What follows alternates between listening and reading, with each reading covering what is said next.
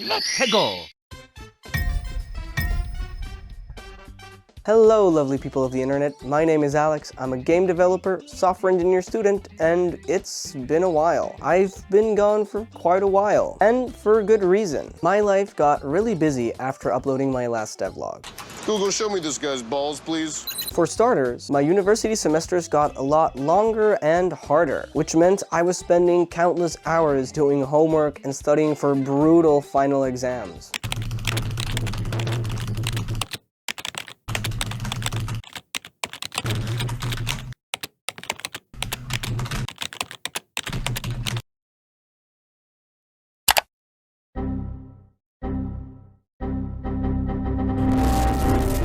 On top of that, I got a part-time job, which means I had no time for working on Termina or even making videos. And the worst part of it, I would look at Termina and think to myself, this is terrible. It's terribly programmed, it's terribly made, and it follows none of the standards that a game or a piece of software should have. So in between my semesters, I had a lot of time to reflect. I was faced with two options. Do I keep working on this project that was completely filled with overscope, was overly ambitious, and was frankly poorly designed?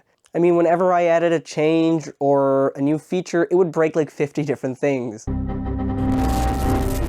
Or do I just scrap the whole thing and rebuild it from the ground up?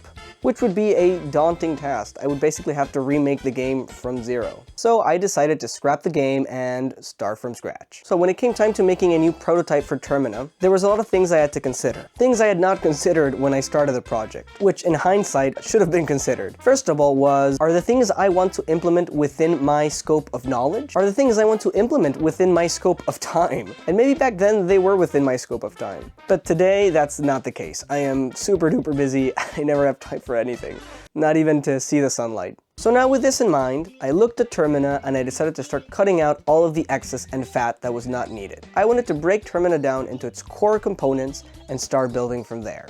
So at its core, Termina was a 2D top-down shooter. So I started with that. Within the prototype, I remade the player movement, player collisions, simple enemy, and the shooting. This core had to be fun for the rest of the game to succeed. Even at its most basic level, I was already making some changes that made the game feel way better than it was originally. In original Termina, you could only shoot up, left, down, and right, similar to games like The Binding of Isaac. But I've opted for a more modern approach where you can now shoot in 360 degrees. Instead of using the arrow keys to shoot, you use the mouse and you can aim the gun wherever you want. That was feeling much better than the old system. As I said, I wanted to cut out the fat and the excess, so instead of having 50,000 different enemies, I decided to focus on only having one enemy in the game. So from all the enemies I had originally made, I decided to keep the zombie, since I thought from all the monsters it was the most iconic looking one and the easiest to work with. So now we had a top-down 2D shooter with zombies. Nice. Now that I had a prototype of the bare essentials of Termina, I could start adding things, experimenting, and seeing what to keep and what to ditch. I wanted this new and simpler version of Termina to resemble smaller games like Vampire Survivors or 20 Minutes Until Dawn. Games that I find to be really fun, instead of this massive open world, randomly generated level thing that I was trying to do from the beginning. That would have been impossible for me to finish in a timely manner. I say similar because I wanted Termina to be similar in scope and a little bit in gameplay style, but not entirely. I wanted it to have its own things. I started seeing what things I could add back in from original Termina and what new things I could add that original Termina didn't have. First up were the power-ups. I liked the idea of having power-ups in Termina, so I decided to keep that, again, at a lesser extent. So I added a couple of basic but cool power-ups that fit well with the gameplay. A big change I added to this version of the game is that instead of only having one gun which changes with power-ups, I decided that the player could have multiple guns. So now instead of only having the shotgun, the player has over 20 guns to choose from. But to keep it fair, the player can only have 2 weapons equipped at a time. The player has 2 weapon slots, and they can switch between which slot they want to use, and whichever gun is equipped in that slot is the gun they will be using. I think this adds some variety to the game. It lets players experiment with the different weapons in the game and see which one they like the most. I've added shotguns, assault rifles, SMGs, pistols, even some sniper rifles too. Nice. So now we had a top-down 2D shooter with zombies. Now, with all of these new guns in the game, I needed a way for the player to acquire them. So I made an interact system that allowed the player to interact with certain things in the world, and using points that they got by killing enemies, they could purchase or acquire these guns that would be scattered around the level. Speaking of level, instead of having a massive open world randomly generated blah blah blah, I instead opted by making smaller, more contained levels that are better designed and feel more fun to play. So now Termina, instead of having one big badly designed level, it'll have 4 smaller, better designed levels that are more fun to play. I wanted to keep the feeling of runs, having to do different runs to get better at the game and know more about it.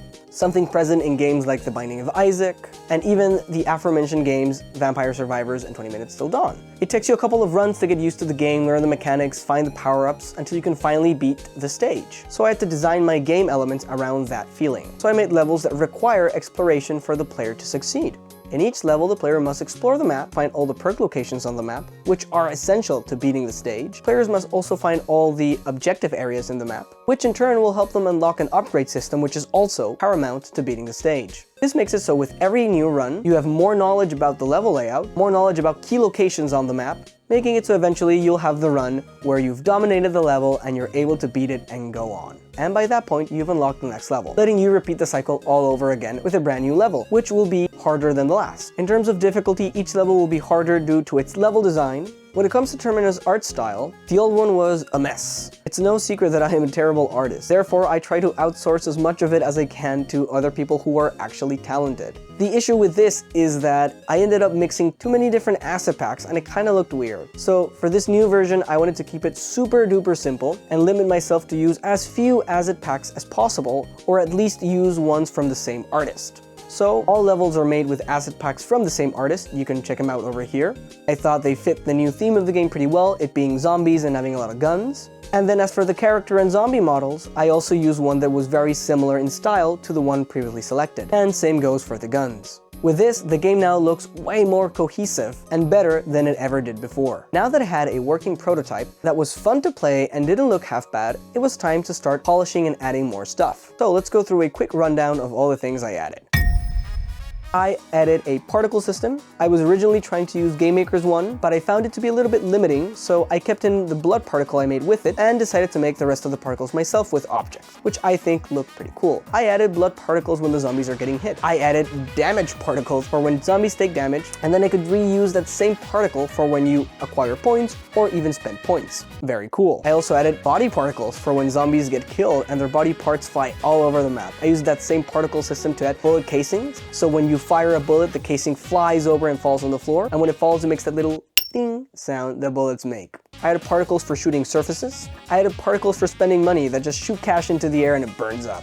I added particles for upgrading your guns, which are very demonic and cool. I also wanted my game to have shadows and lights. So again, I decided to outsource this, since Game Maker doesn't have a built-in light engine, and as much as I wanted to make it myself, at that point in time, I didn't have the knowledge to make a light engine. Luckily, I found an amazing plug-and-play light engine on itch.io, and that's the one I've been using. It works fantastic. But for future projects, I will definitely try to make my own light engine that fits my needs better. After that, I added a bunch of sounds for literally everything in the game. Gun sounds, walking sounds, changing gun sounds, opening doors. Everything and anything that needed a sound, I added it. I decided to go with no music since I'm terrible at making music myself, and hiring good composers is a bit expensive, and this project is already way over budget. That being the budget of a broke college student.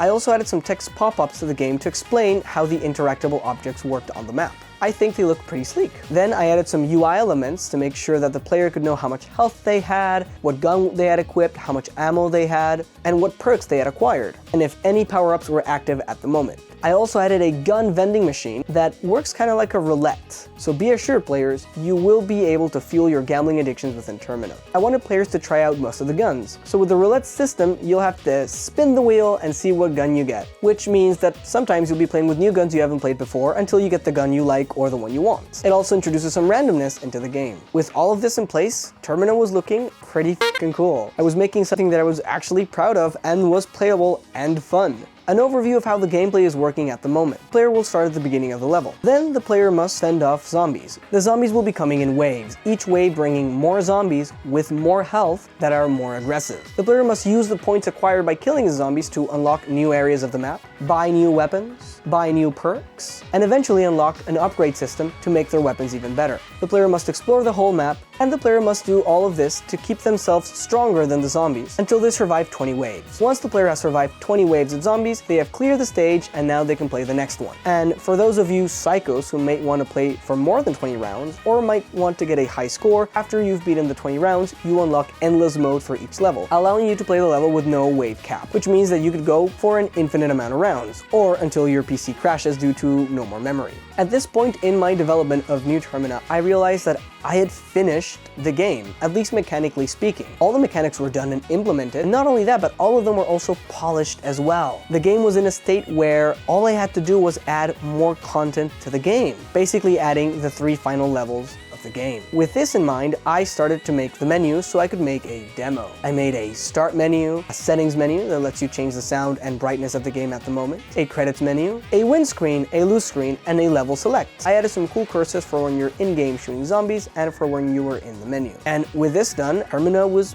basically done, mechanically speaking. So I stitched everything that I had together, made sure that the other levels that are a work in progress were off limits, and that the player could only access the normal mode of the level, which ends after wave 20. So at this moment, the demo of the game has the entire first level of the game for free to play. That is 1/4 of the game completely free for players to have fun, check it out, see if they can beat it, and see if they can make it to wave 20. This was amazing. This was something I thought would not happen. Termina seemed like a mountain that I would never be able to climb, and I would never be able to finish the game, due to my lack of experience and knowledge in game development and software engineering at the time. Even at this point in time, I have grown so much as a game developer and an engineer that I could remake Termina again and make it even better than it is, but I would like to finish this game within my own lifespan. So for those reasons, I will keep it as it is, finish it, and I promise you that my next project will implement all the cool things I have learned in university so far. My goal with this game was to learn. I wanted to learn the whole process of making a game, from its conception to the finished product. But not only that, not only making the game from start to finish, but also what it took to sell a game on Steam. Going from that finished product to shipping it on Steam and having people play and buy it. And in that regard, I could not be more happy. I have learned so much about game development, Steam, and I can't wait to finish Termina so you guys can try it out, and so I can move on to the next bigger, better project. So I can implement everything I've learned with this one and make it even better. So if you guys are interested, the demo of Termina is now available. There's a link in this video which you can follow and download the game. And if you do, please give me your feedback. Tell me what you think. Do you like it? Do you hate it? Do you love it? Do you think it's bonkers? Let me know. It brings me a lot of joy when I see people interacting and playing with the things that I've created, whether it be these videos you guys watch or the game itself. Speaking of the demo, my game will be partaking in Steam Next Fest. So once again, if you guys want to check it out, go over to the Steam page and download it, play it. Let me know what do you think. While you're at it, please wishlist the game on Steam. It really, really helps if you wishlist. So please go and wishlist the game if you haven't already. If you want to keep yourself updated with Termina's development, subscribe to this YouTube channel. I make videos once a blue moon or when the cicadas are coming out. But if you want more regular-ish updates, follow me on X, the Everything app. I post a little bit more regularly there about different things of the game, screenshots, things that I've added. And not only that, but you can send me clips or your feedback about the game. I will be reading all the comments on this video and also everything that you guys send me on Twitter. So yeah, that's pretty much it. That has been the whole adventure of remaking Termina from scratch, bringing it all the way to what it is now. I hope you guys enjoyed. I really appreciate every single one of you that watch my videos and that play my game. It really means the world to me to see people play my games and watch my videos. Hopefully Termina will be releasing this year, fingers crossed. And I guess all I have to say is I wish all of you a wonderful day. And in case I don't see you later, a good afternoon, good evening, and good night.